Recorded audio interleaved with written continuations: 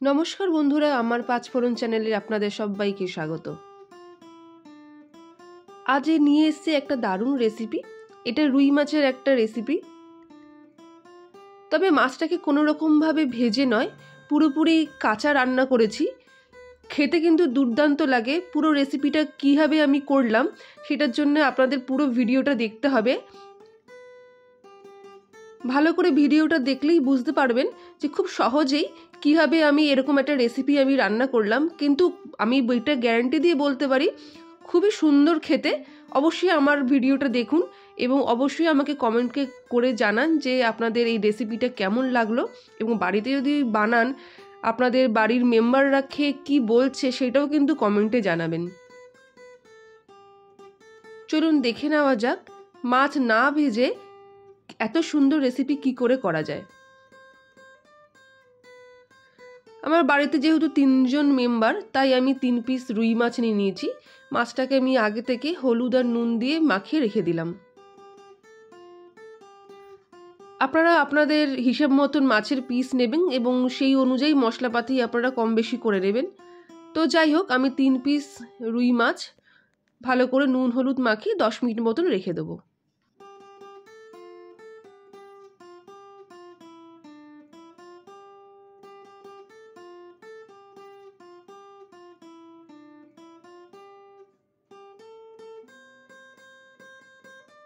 এরপর আমি নিয়ে নিয়েছি একটা বড় সাইজের পেঁয়াজ, আর নিয়ে নিয়েছি মোটামুটি 15 গ্রাম মতন আদা।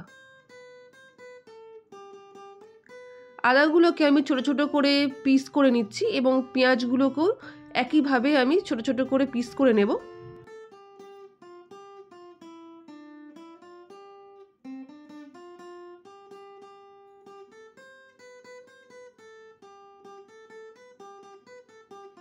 পিস করছি এই জন্যেই, এটা কিন্তু আমি মিক্সার গ্রাইন্ডারে ভালো করে পেস্ট করব, তাই আমি আগে থেকে ছোট ছোট করে পিস করে নিচ্ছি।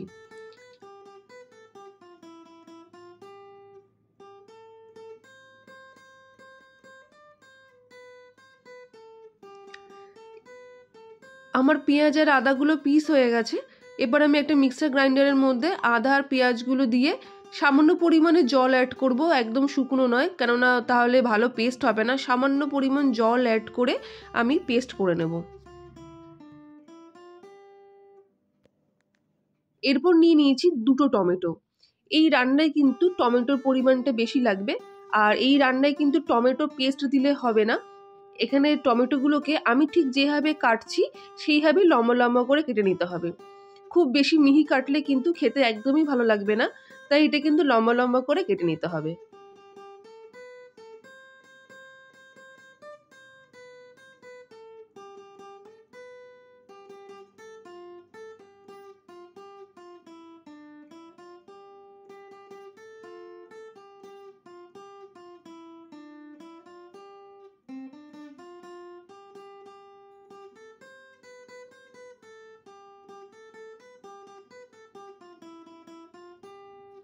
দুটো টমেটো আমি লম্বা লম্বা করে কেটে নিয়েছি।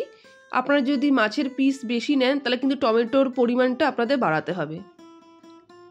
এবার দেখতেই পাচ্ছেন আমি যে পাত্রে রান্না করব সেই পাত্রটাই নিয়ে নিয়েছি, মানে সেই কড়াইটাই নিয়ে নিয়েছি। আমি কিন্তু এখনো অবধি গ্যাসে বসাইনি।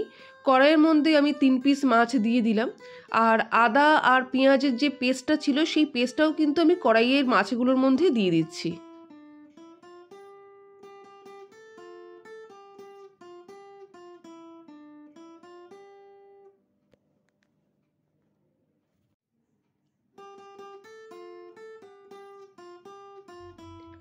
পেঁয়াজ আদার পেস্টটা দিয়ে দেওয়ার পর আমি একে একে কিছু মশলা দিয়ে দেবো।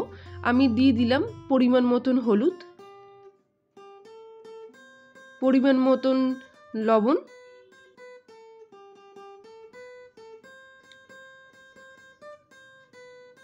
ঝাল লঙ্কার গুঁড়ো দিয়ে দিচ্ছি আমি 1/2 চামচ। ঝালটা আপনারা আপনাদের আন্দাজ মতন দেবেন। একটু ঝাল হলে এই রান্নাটা খেতে বেশি ভালো লাগে, তাই আপনারা কিন্তু একটু বেশি ঝাল দিতে পারেন। আর দিয়ে দিচ্ছি 1 চামচ মতন জিরে গুঁড়ো। জিরে গুঁড়ো 1 চামচ মতন দিয়ে দিলাম এখানে 1/2 চামচ থেকে সামান্য কম গরম মশলার গুঁড়ো। আর এর মধ্যে দিয়ে দেবো, যেটা না দিলে এটার প্রপার টেস্ট আসবে না, সেটা হচ্ছে খুব সামান্য পরিমাণ চিনি, মানে 2 চিমটে মতন চিনি এখানে দিতে হবে। এই চিনির স্বাদটা কিন্তু মুখে লাগবে না, কিন্তু চিনিটা দিলে এর রান্নার যে টেস্টের ব্যালেন্সটা খুব ভালো হবে। এবার আগে থেকে যে লম্বা লম্বা করে আমি টমেটো কেটে রেখেছিলাম, টমেটোগুলো দিয়ে দিলাম, আর 3টে কাঁচা লঙ্কা চিড়ে আমি এখানে দিয়ে দিলাম। আমি প্রথমেই বলেছিলাম রান্নাটা যদি একটু ঝাল ঝাল হয় খেতে ভালো লাগবে, তাই আমি একটু ঝাল বেশিই দিলাম। এবার খুব ভালো করে আমি মাছের সঙ্গে মশলাগুলো মাখিয়ে নিচ্ছি। মশলাগুলো কিন্তু খুব ভালো করে মাখাতে হবে, মাছের এপাশ ওপাশ খুব ভালোভাবে লাগে, এইভাবে মশলাগুলো কিন্তু খুব ভালো করে মাখাতে হবে। এরপর একটা আসল জিনিস বাকি আছে, হয়তো আপনারা দেখলে খুব অবাক হবেন এবং ভাববেন বাবা এত তেল খাওয়া যায় কিনা, কিন্তু এই রান্নাতে কিন্তু তেলটা একটু বেশি লাগবে। এইটা কিন্তু আপনাদের মেনে চলতেই হবে। যারা ডায়েট করছেন না তাদের জন্যই এটা উপযুক্ত। যদি আপনারা মনে করেন তেল খাবো না, আমরা ডায়েটে আছি, তাহলে খুবই অসুবিধা। কিন্তু এই রান্নাতে কোনো জল পড়বে না বন্ধুরা, এই রান্নাটা পুরোপুরি তেলের ওপর হবে। তাই আমি 3 পিস মাছের জন্য আমি নিয়ে নিলাম 1/2 কাপ মতন তেল। দেখতেই পাচ্ছেন মোটামুটি মাছটার যে লেভেলটা আছে সেই লেভেল অনুযায়ী আমি সর্ষের তেল আমি এতে দিয়ে দিচ্ছি। এই রান্নাটা পুরোটাই সর্ষের তেলে রান্না হবে এবং 1 ফোঁটাও জল পড়বে না। আমি এবার কড়াইটা গ্যাসে বসিয়ে দিয়েছি। মাছগুলোকে ঢাকা দিয়ে গ্যাস কিন্তু এই ক্ষেত্রে একদম সিম রাখতে হবে, মিডিয়ামে রাখলেও কিন্তু চলবে না। গ্যাস সিমে রেখে ঢাকা দিয়ে মাছগুলোকে 15 মিনিট ছেড়ে দিতে হবে। 15 মিনিট কোনো নাড়াচাড়া করা যাবে না। 15 মিনিট পর ঢাকা উঠিয়ে খুব সাবধানে কিন্তু মাছগুলো উল্টাতে হবে। মাছগুলো একদম তেলের মধ্যে সুন্দরভাবে কুক হয়ে কিন্তু নরম হয়ে আছে, তাই বন্ধুরা খুব সাবধানে একটা খুন্তির সাহায্যে, দরকার হলে আপনারা ডবল খুন্তি বা কিছু ইউজ করবেন, দুদিক দিয়ে উল্টানো যাতে সুবিধা হয়, মাছগুলো যাতে না ভাঙে। খুব সাবধানে মাছগুলোকে একবার করে উল্টে দিতে হবে। এইভাবে মাছগুলোকে একবার করে উল্টে দিয়ে আবার ঢাকা চাপা দিয়ে দিতে হবে আরও 15 মিনিটের জন্যে। গ্যাস কিন্তু আমি বাড়াইনি, গ্যাস কিন্তু একদম সিমেই রয়েছে। দেখতেই পাচ্ছেন তেলটাও কতটা টেনে গেছে এবং এখানে যে টমেটোগুলো আছে টমেটোগুলো খুব ভালোভাবে কুক হয়ে গেছে, মাছটাও খুব সুন্দর রান্না হয়ে গেছে।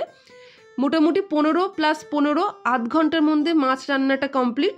এরপর যেটা অ্যাড করতে হবে ধনেপাতা, সামান্য পরিমাণ আমি ধনেপাতা অ্যাড করেছি, আমি খুব বেশি ধনেপাতা দিইনি, তাহলে সর্ষের তেলের বেশ সুন্দর গন্ধটা চলে যাবে। তাই ধনেপাতা অ্যাড দিই আর 2-3 মিনিট মতো নাড়িয়ে চাড়িয়ে গ্যাসটা বন্ধ করে দিতে হবে।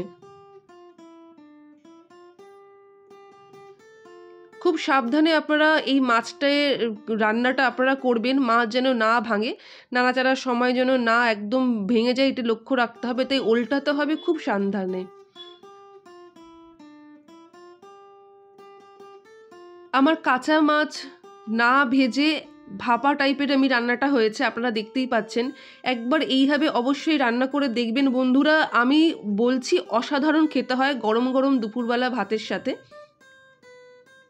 তবে যারা তেল খেতে পারো না বা তেলের এগেনস্টে বা ডাক্তারের মানা আছে তারা অবশ্যই এটা অ্যাভয়েড করো।